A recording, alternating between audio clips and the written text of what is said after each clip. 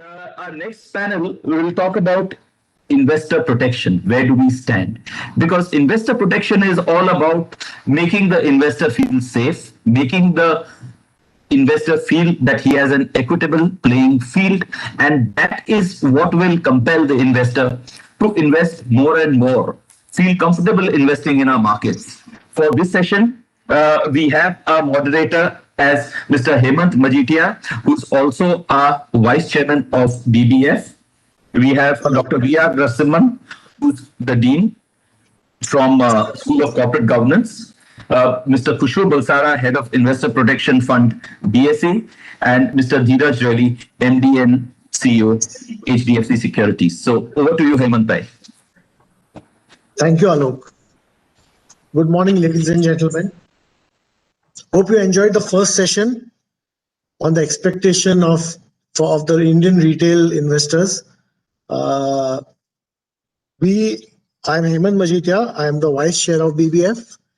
I'll be moderating the second session on investor protection. Where do we stand? We also have a very illustrious panel who will enlighten us on one of the most important topics for the World Investor Week 2020. As we know, this is all about investors, their expectations, their education and protection. I would like to just interject here that if you have any questions, please post them on the questions tab at the bottom of the screen, and we will try and take them at the end of the session. So let me introduce our panel today. Alok has already done that, but let me just repeat. We have Dr. Narasimhan. Good morning, everybody. Good morning. Yeah, he's a Dean of School of Corporate Governance and Regulatory Studies at NISM, the National Institute of Securities Markets. We also have Dr. Khushru Balsara, Head of Investor Protection. It is Mr., not Doctor, not as yet.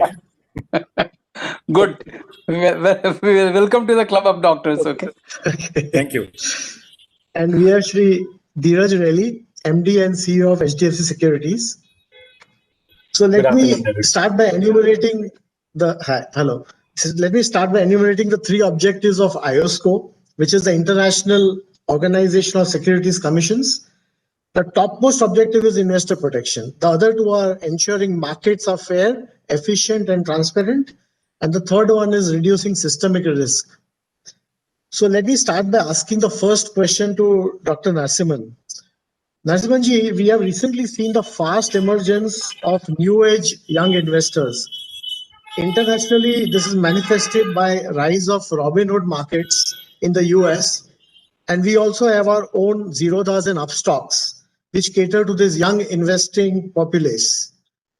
What, in your opinion, are the avenues available to the new age investor for education on investor protection, and whether we have done enough to make these investors aware of the various product and trading risks? Because we have seen, people coming in fresh, and we want to see that they don't burn their fingers in the first attempt in the markets. So over to you, sir. Thank you very much, Hemantji. In terms of avenues for investor education, there's no dearth at all. The point is that how the youngsters are taking the information, that's more important for us. It's like our the corona issue. People have to have masks on their face when they walk in the streets. Everybody knows it, but nobody wears it. I mean, as simple as that. So investor protection avenues are plentifully available. I'll tell you, I think the market intermediaries, industry forums like BBF, MIIs, brokers individually, mutual funds, and all the government bodies, etc., they have a lot of information available at their internet sites, published literature, the video clips, and so on and so forth. The point is, are we able to have a coded list of places where we can go? I take your question as to be able to give you at a single place what is available. I personally believe that the difference between investor protection post an event and investor awareness is like giving a fish and teaching fishing. Teach them fishing, he will eat forever. Give fish, he will eat for that one day. Investor protection, after an event happens, to protect him, compensate him is different. But prevent accidents to occur, by giving him adequate education. That is the primary requirement. There is something called, I don't know how many, most of us are aware, that is the National Financial Inclusion Strategy 2019-24, which has actually designed a multi-pronged strategy towards financial inclusion and financial literacy in our country. Even before this strategy paper came in, I think it has drawn a lot of lessons from what all of us are doing. For example, stock exchanges, BSE, NSE, depositories, NSDL, CDSL, MIIs, AMFI, BBF, ANMI, all these people are doing a lot of work already that has been consolidated and given a kind of a formal structure. There are three broad delivery methods in which the investor education material is being made available. One is that free and anytime access information and literature on the internet and publications, free and scheduled programs at schools and colleges, and free and scheduled programs, investor awareness programs, which are being conducted by regulators and MIIs, etc. To just give you a list, I mean, I don't know if investors can go into investors site within SEBI. It's a microsite within SEBI's site, where there's a lot of information available in 12 languages. In 12 languages, all the information that is basically required to somebody to come into the trading or somebody to do any financial savings or to deal with finances, it's plenty available on that investor site. People have to go and look at it. There are beautiful audio visual clips also, which are profound in terms of delivering a particular investor protection and investor education message. We have one more body called as NCFE, National Center for Financial Education, which is set up by 4 regulators together, IRDA, RBI, SEBI, and PFRDA together. They put up this organization, which is hosting a lot of audiovisual clips and some literature on their site. There is some shortcoming in this. They have to update this site and they have to update the literature, but a lot of work is being done by NCFE also. It is for us to go and look at that particular site. All the MIIs have come together and published one common booklet on securities market, and it's available on everybody's internet site. You just have download and read it. It's available. NSDL has published about some 7 or 8 booklet, some useful literature and downloadable format on their site. And then, in addition to this, you go to postal site, etc., where you get a government saving schemes. You go to LIC site, you will find out a lot of insurance related schemes. That every product seller has got a lot of literature on his site. In addition to this, that is a third party kind of a view is given by the MIIs, regulators, etc., as I listed above. All these are video clips or books which can be downloaded and read, and most of them are available in regional languages as well.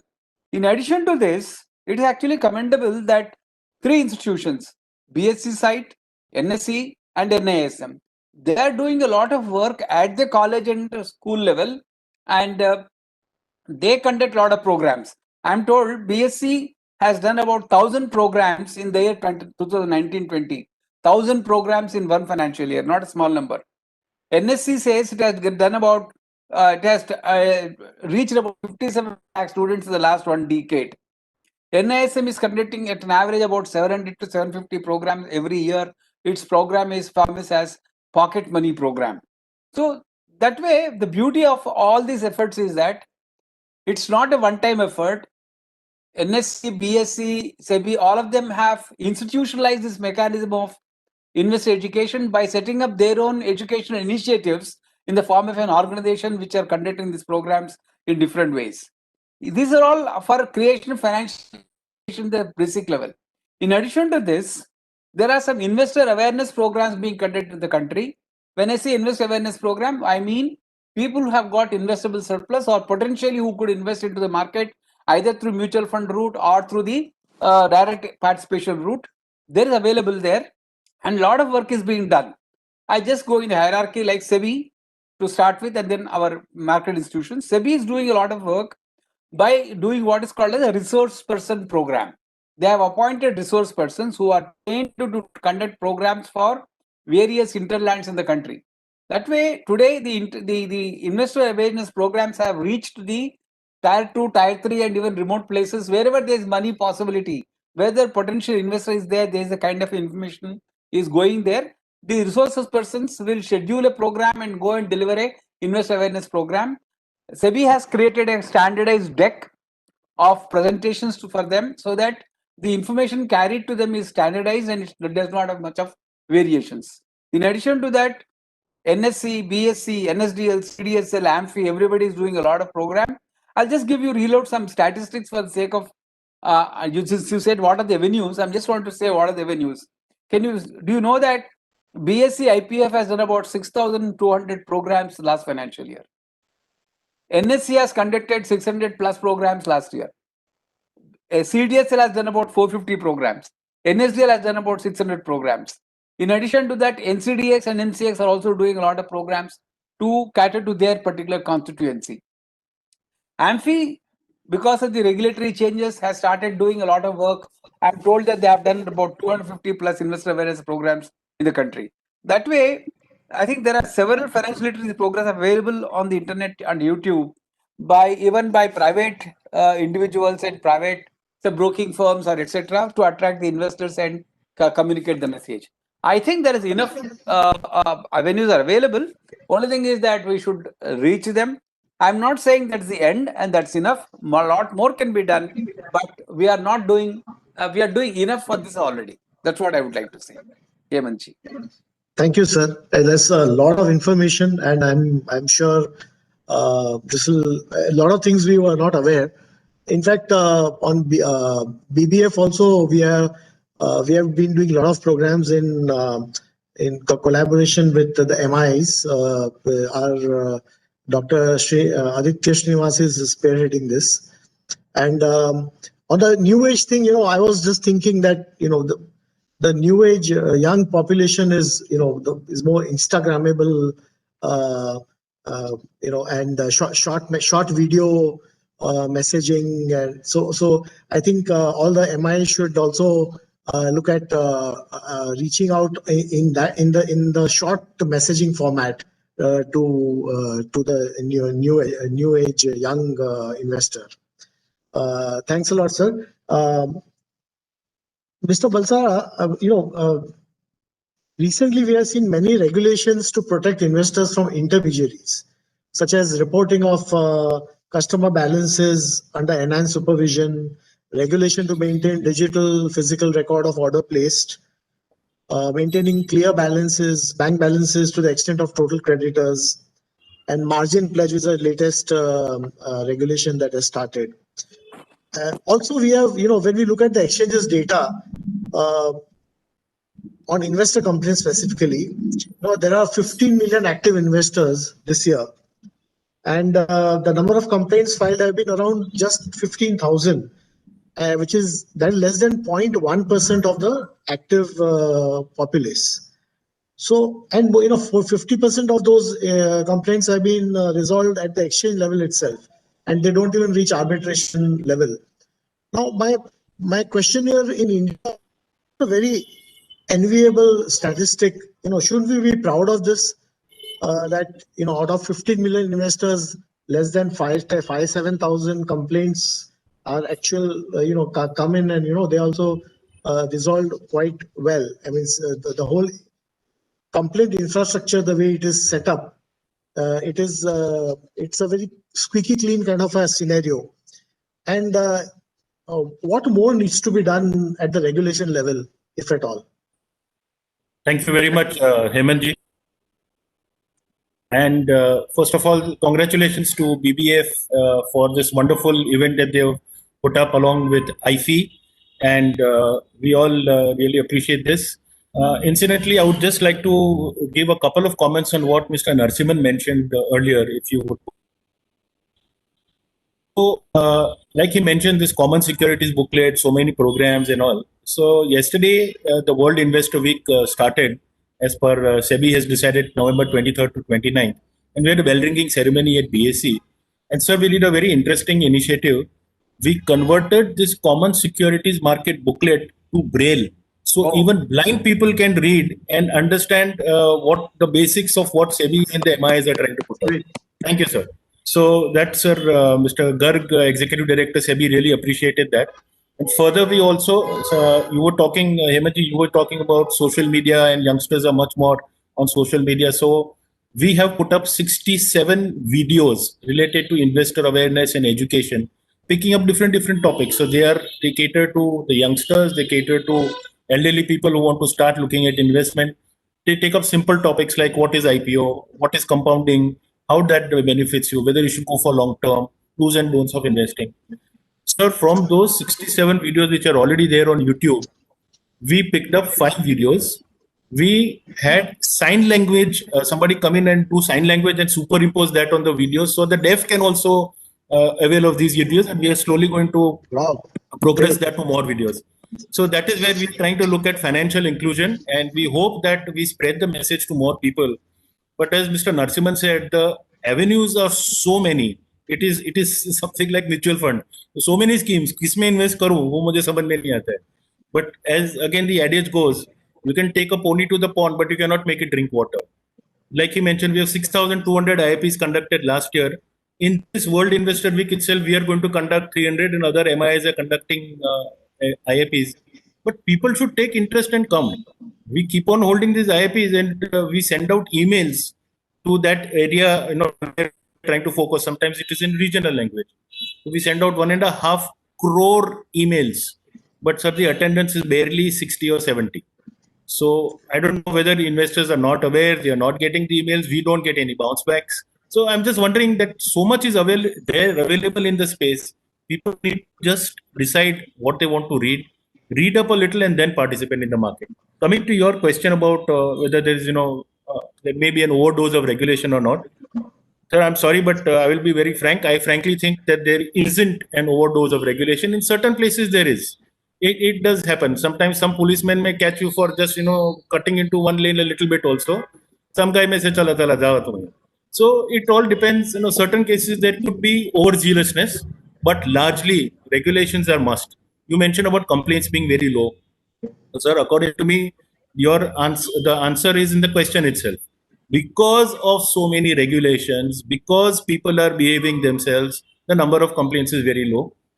Also, another reason for the complaints being very low, I feel so, is people are very scared to come up, or they don't want to get into it. They'll say, "Arey, jhanjat kaun karega, complain, then I have to give so many documents, then again he will ask me." Sometimes people initiate the process, halfway through the process, so many questions are asked.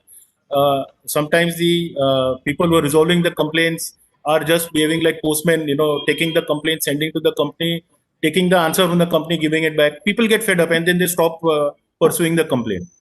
But when the complaint is closed, they again start another complaint. So these are certain issues. Also, I would say there is lack of awareness where to complain.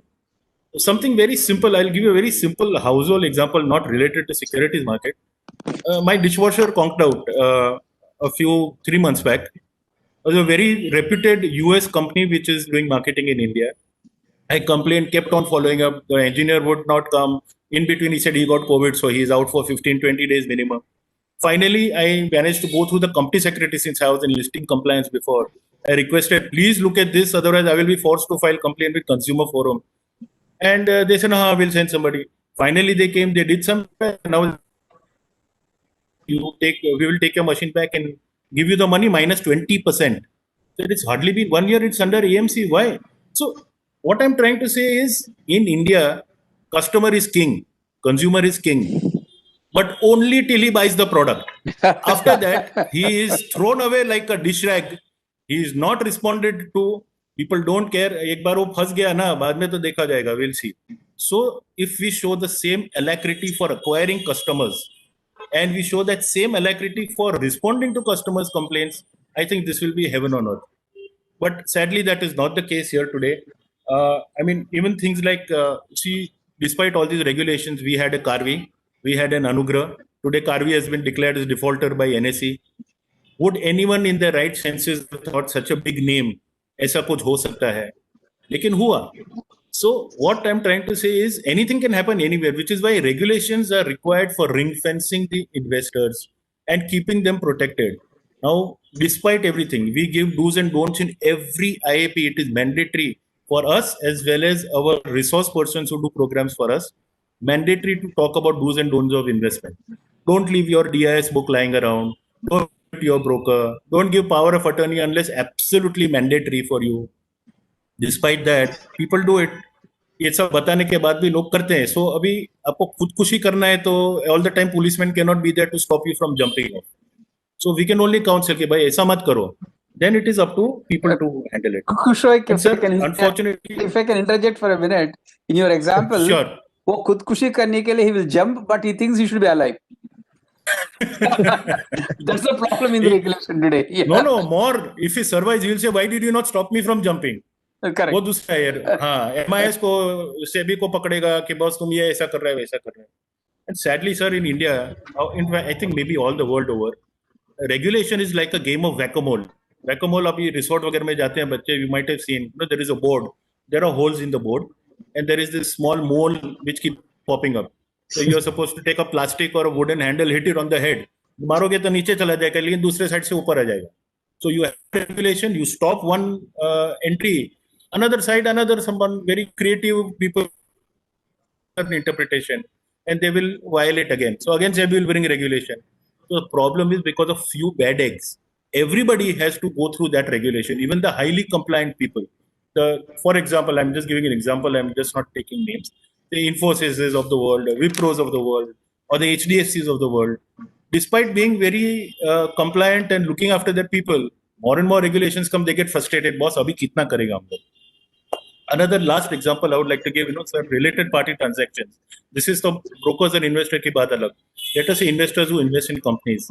Related party transactions, there is rampant abuse. If you talk to Mr. Jane Gupta, he will give you a 300-page book of all the cases, all the reports he has put out where there has been misuse of related party transactions by companies, not enough information given to investors. They just vote blindly. Haan, theek hai, ye resolution hai. Most people don't vote anyway, but those who vote also may just vote blindly. So SEBI came out with a discussion paper. The problem was, in my personal opinion, sorry, I was on that committee also, but maybe there may have been little overzealousness in that. So because of that, people made such a big hue and cry about it, and the entire discussion paper got dropped. And apparently, as of now, there is no change proposed in the regulation. Simple transparency. Jo RPT goes to the board, what all basic minimum stuff should go to the board. Those kind of things at least could have been introduced while leaving out the radical reforms. But at least this kind of transparency could have been done. So investor ko bhi pata lagta hai what he's voting for. Today he's in the blind. You look at RPT of even the largest company by market cap in India. You look at their RPT report. You will not get any detail. The investor samajh mein nahi aayega. There is a list of companies and there are some against that. We have done RPTs. What? Where? With whom? Regarding what? Who benefited? Nothing is there. So, sir, I feel in some regulations are absolutely necessary. Maybe more regulation. Until people keep on doing wrong things, more and more regulation is going to come. So there should be a decent amount of practical regulation. Number one. Number two, affected by it should be involved in framing it. If you ask, a huge broker to come on a committee and you take out a regulation which hurts all the small brokers, then obviously there is going to be some kind of angst that, boss, humko kya, you're driving us out of business. Third thing I would like to say that traditions always have to be respected, but investor protection comes first. So you may be have a tradition that I always have trusted. Now I'm allowed to put margin with the broker, and I'm not allowed to do transactions on credit. Boss, it is for your safety and for other investors that this is happening. So आपकी safety के लिए. Yesterday I met one Parsi gentleman in my building. SEBI is super inaiko. Or there are so many regulations. I'm no longer able to trade on credit with my broker. I told him, uncle, it is for your safety. It is for safety of investors that it is being done. So when a regulation comes, if MIIs and SEBI hold several talks explaining why this has been brought, iska reason kya hai, what they hope to do with it, and how to execute it, so that people don't take out their own interpretation, they don't take out their own loopholes. If this kind of communication and sharing is done, I'm sure the acceptability of the regulation will also be much higher. So the recent circular which SEBI has given on SOP for handling investor claims for defaulter members, it is very well drafted, and SEBI has made a nice time-bound approach that within 90 days maximum, claims bhar dena chahiye. You should pay off the claims after he is declared a defaulter. So those kind of things are progressive and they are in the interest of the investor. So in sum, sir, I feel regulation, SEBI is a very proactive regulator. Really hats off to them for that. And we need to understand that the regulations are 95% of the time really good for us, and it's for our protection. Thank you very much.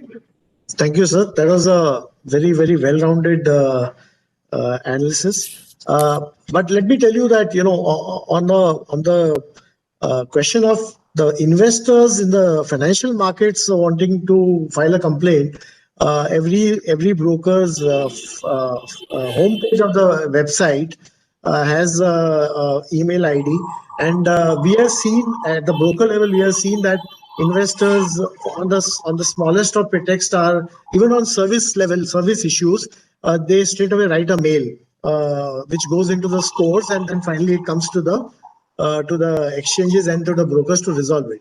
So in our industry, at least, we have seen that customers have been able to really approach the regulator on complaints very easily. So this is just a small point I would like to make. Sure, sir. Hemant ji, if I can add a small point here.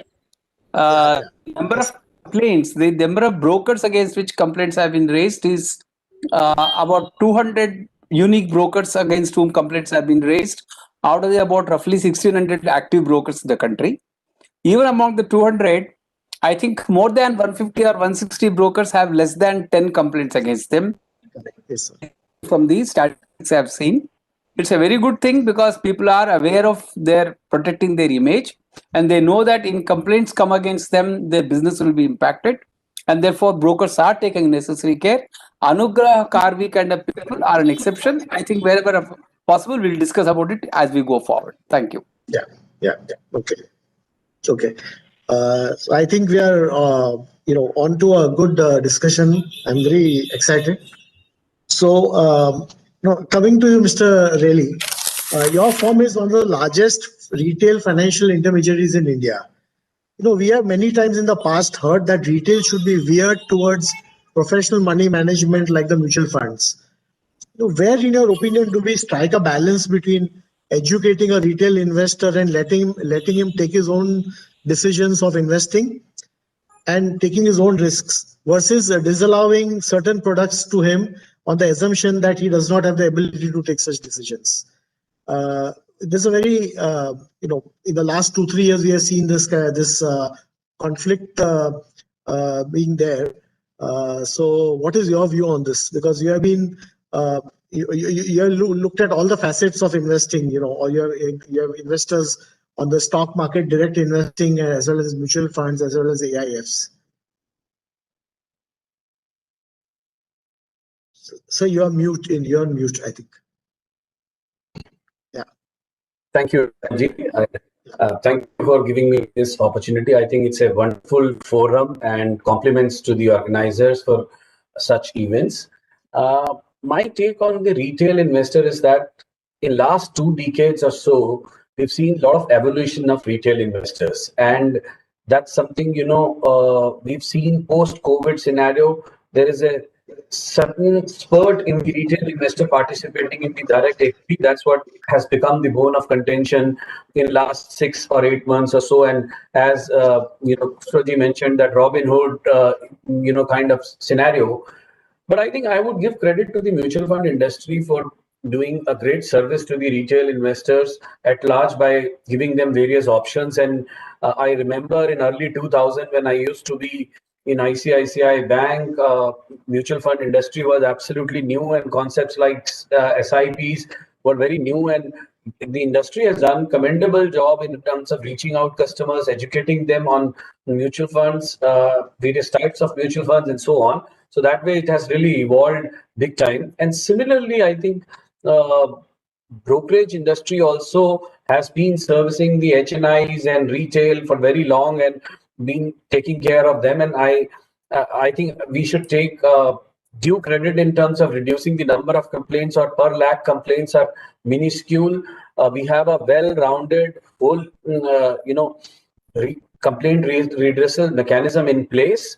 But why complaints going to the exchanges or even to the arbitration and so on are getting resolved even at the brokerage level? I think the brokerage houses are doing decent job. We can, leave the aberrations of a couple of names which were mentioned. I don't want to take the names. We can leave few aberrations, but more or less, I feel the industry has been doing a great job in terms of assuaging all the concerns of the retail customers also. With the advent of smartphones, technology, this has even accelerated big time, because now there are no disputes. It's more transparent. There are trails in place in terms of transactions between the customers and brokerage houses and exchanges. So there is the technology has added to the transparency more.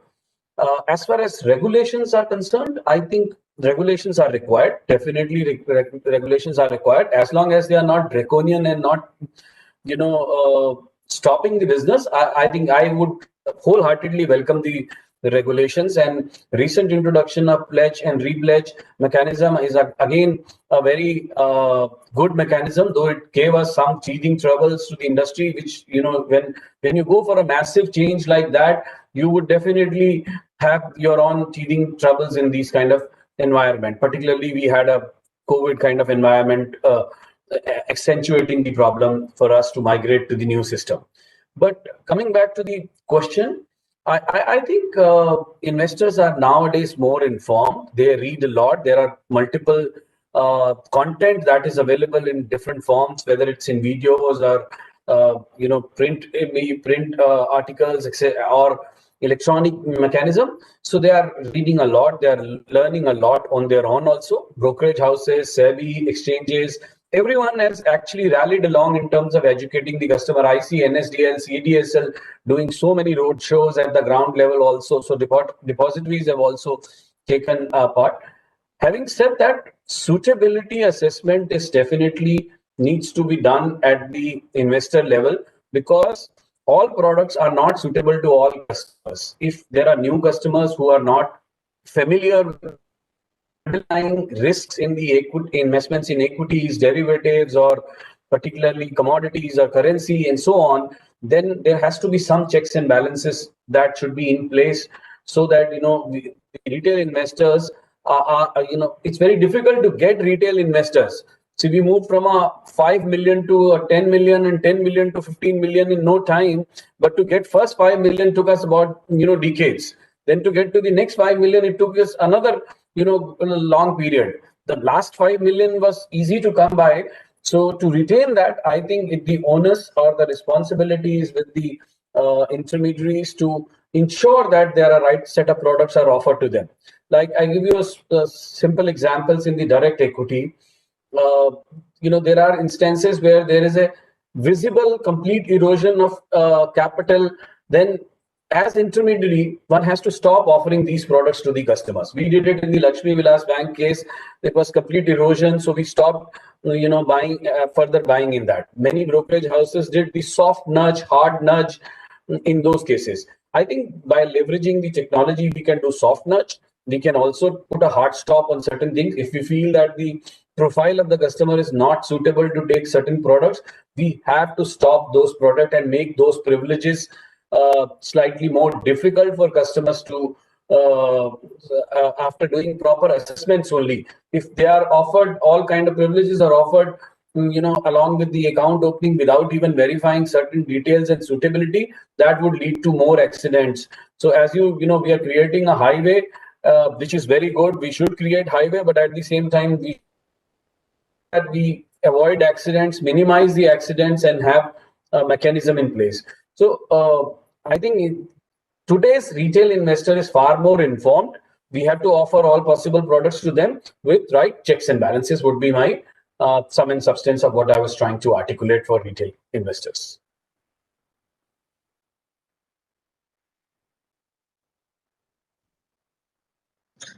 Suitability and soft nudge, hard nudge is actually that's the right way ahead. In fact, I was just I remember a few years back, we had one client had come and we had our research guy had said that since you don't do direct equity, since you are not your suitability is not there, you better put in mutual funds. So after a few years of putting in mutual funds, he came back to us and said that I don't understand mutual funds also now because it's become so complicated. There are various different schemes and sectoral and international. So I'm sure this is a continuous process of educating ourselves and educating our customers and going ahead. So thanks a lot, And I Mr. think beauty lies in making things simple for the customers. If we make things more and more simple in terms of whether it's product, processes, platforms, that would make it more easier for us to serve existing customers and probably get confidence of prospective or new customers as well. Yeah. That's well said. That's very wise. I thanks a lot. That's very good. Yeah, and one more question I would like to just touch upon. I want to look at the other side. We have seen many times in the past that investors lose more money on one errant company than all the errant intermediaries put together.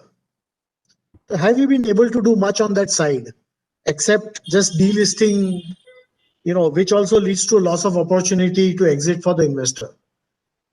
Nasibanji, can you take this up? It's a very interesting question. It's a very interesting question. And lot is already done, which we are not aware of, which are not recognizing it to be so.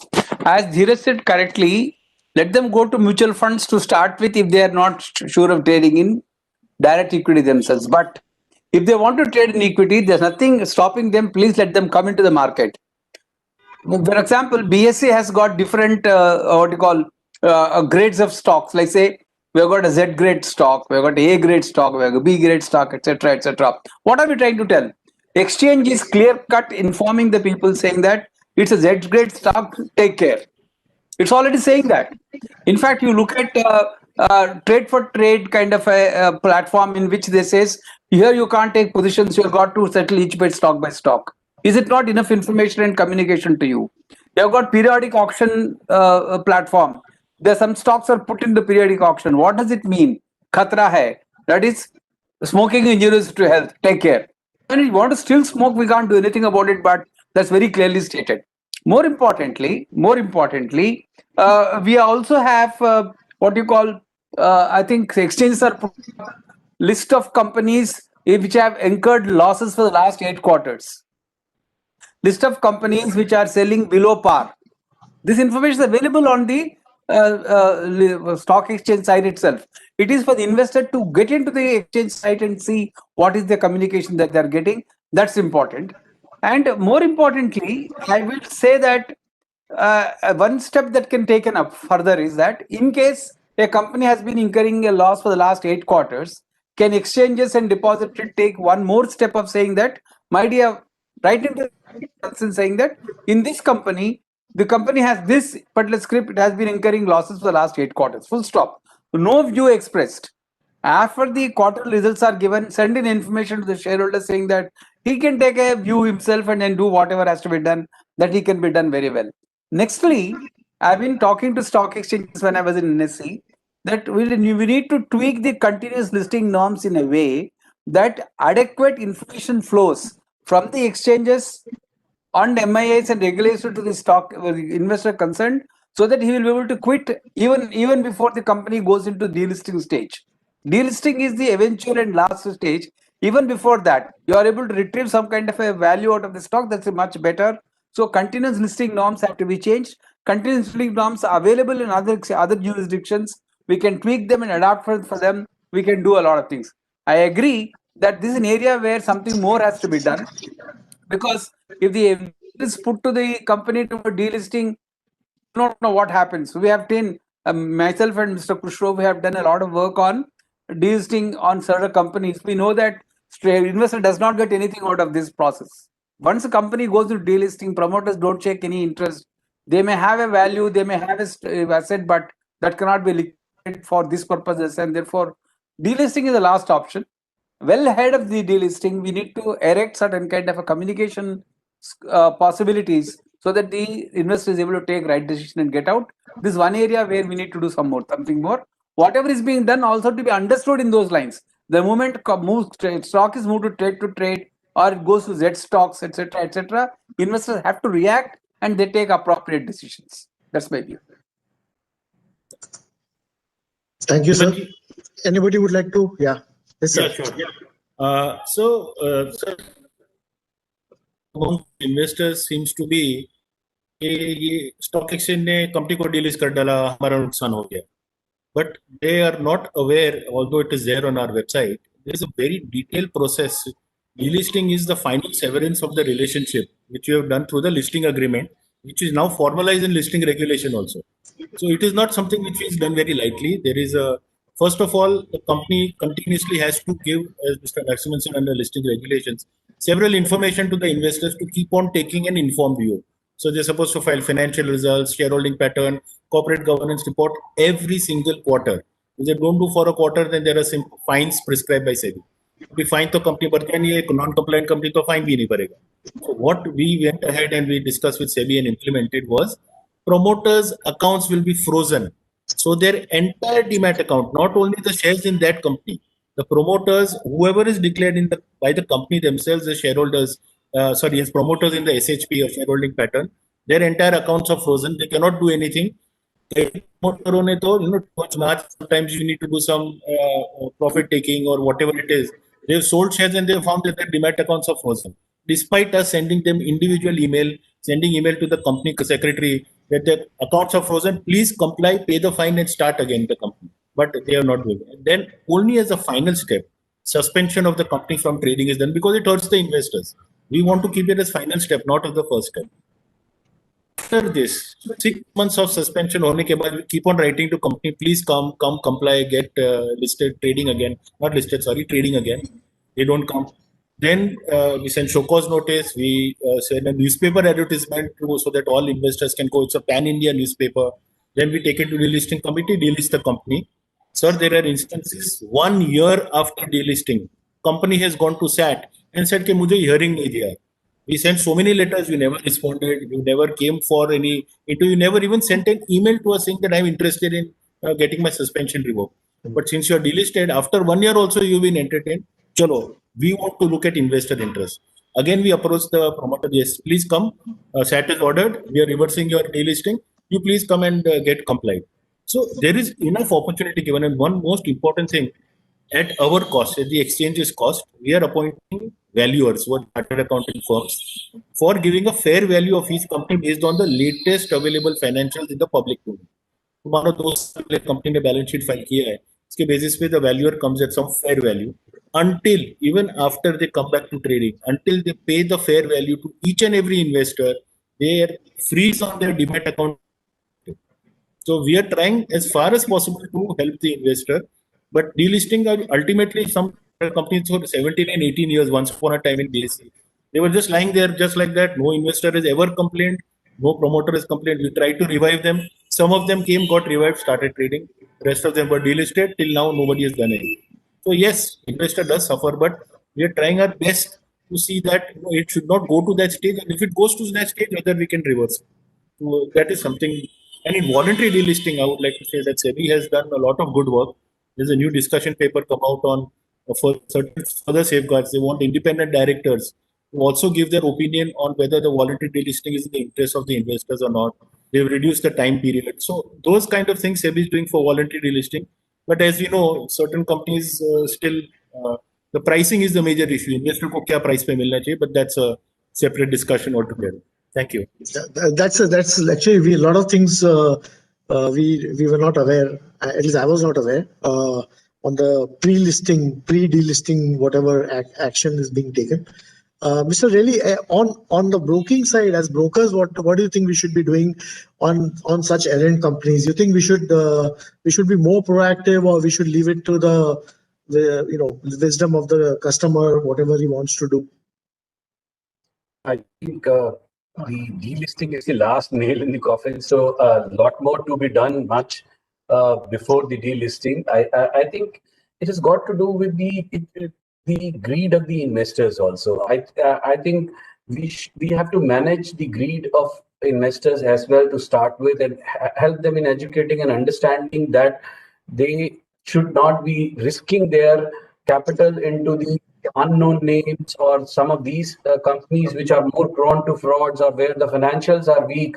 So there can be, n number of indicators that can be flagged before even we go to the last step of delisting, If there are liquidity related concerns, that should be highlighted that this stock is fairly illiquid stock, so please do not get into these stocks. The brokerage houses who are giving they should stop giving leverage in some of these stocks based on the criteria. They can have their in-house criteria, like we do margin trade facility at HDFC Securities. The exchanges have permitted us a list of 1,000 plus scripts where we can offer, but with our internal due diligence, that list is less than 400 for us. So we do not give leverage to all the companies. So there are many steps which one can take. You can continuously look at the research. We are a full service brokerage house where we do offer research to our clients. Also, we recommend our clients to invest only the stocks where we are giving them active research calls. So some of these steps we take. I think more can be done in terms of flagging, nudging customers that these are high risk companies, particularly companies which are penny stocks, companies where there are visible problems or frauds, or there are forensic accounting related issues. These are, I think, as an intermediary to protect investors' capital, we have an active role to play. We cannot, pass the work only on the exchanges or regulators in this area. Right, that leaves even in the retailers, when you go somewhere in a grocery store, if something is expired, the grocery store guy will tell you that this product is expired, please don't buy this product. So somewhere, the responsible intermediaries, because they want to retain customers, because they want to take the customer along for long period of time, they must do these things. I think somewhere, some people are not doing it. Many of them started doing it and will. I think this is the future. Okay. Yes, Mr. Bazar. Hemant, just one thing I just can't resist adding. That earlier on somebody from BBF mentioned that you have majority of investors, you are not brokers. So one piece of advice is always given, I would really like to reiterate again. One of the most tempting things, as Dheerajji said, is most tempting is to receive SMS. This stock has fallen from 10 rupees to 2 rupees. Buy now, instant gain, 2 weeks.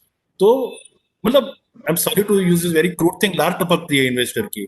अरे बस चलो 10-20 हजार दे दो. 50,000 worth 40-50,000 worth investment they will do in instant. TV खरीदना है तो they will wait 5 people. They will ask. They will wait for 10 days and then buy the TV of 45,000. But this kind of thing they will invest immediately. When it goes to few paise, complaints start. Stock exchange में complaint लिखो, ये लिखो, देखो ये company ऐसे है. As Dheerajji very rightly said, please go to your broker. Don't be enamored by these kind of very quick offers to make money. Anything which offers you instant nirvana or instant returns, please avoid. Anything which offers you huge returns, please avoid. And immediately go and ask a broker. He's the right guy to guide you. Thank you. Right.